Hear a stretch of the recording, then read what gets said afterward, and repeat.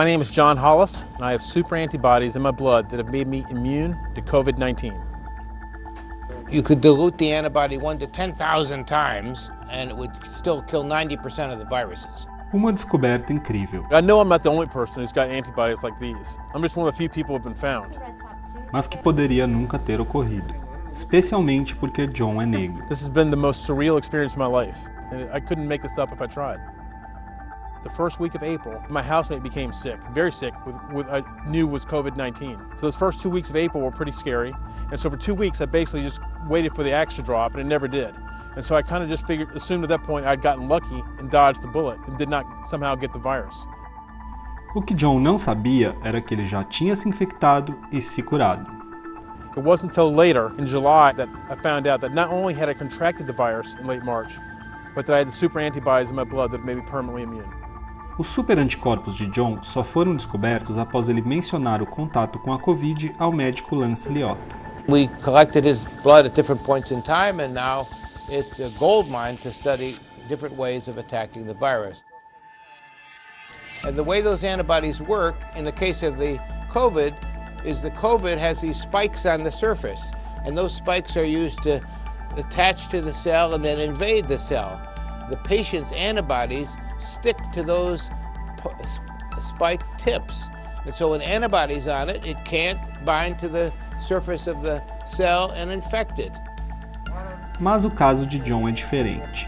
Seus anticorpos atacam várias partes do vírus e o eliminam rapidamente. Some of our patients had really high levels of antibodies against COVID. You could dilute their antibodies 1 to 10,000, 1 to 20,000.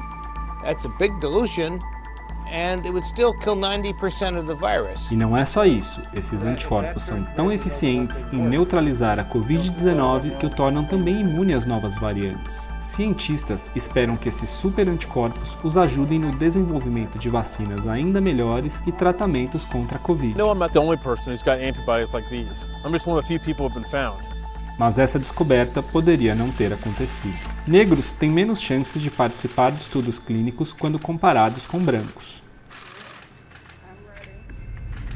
There's been a long history of, I would say, exploitation, I think is the sort of single best word, that has sown a lot of mistrust in the African American community, and I would say an understandable mistrust. Talvez o exemplo mais emblemático de experimento médico envolvendo a comunidade negra seja o estudo da sífilis de Tuskegee. Por mais de 40 anos, cientistas financiados pelo governo dos Estados Unidos estudaram homens negros com sífilis no Alabama sem oferecer tratamento. Most notably, over the course of the years that the study was undertaken, antibiotics were discovered and became widely available. So they were lied to in terms of their recruitment, they were lied to in terms of what was being done to them during the course of the study, and then they were denied care in the name of the research over as many years as the study continued. Out of the disclosure of the study at Tuskegee came the regulations and oversight that we now have for all of human subject research that have been in place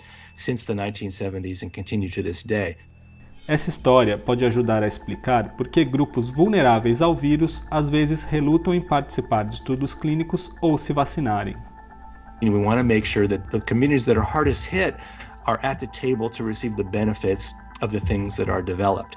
And to do that means that those communities have to be part of the research population as well. I just think we owe it to those people, those victims of the Tuskegee study and others, to honor them by being involved in the process, to make sure it doesn't happen again, and also to save lives, particularly among an African American community that's being most adversely affected by this virus. We owe it to ourselves, we owe it to the people we know and love to protect each other.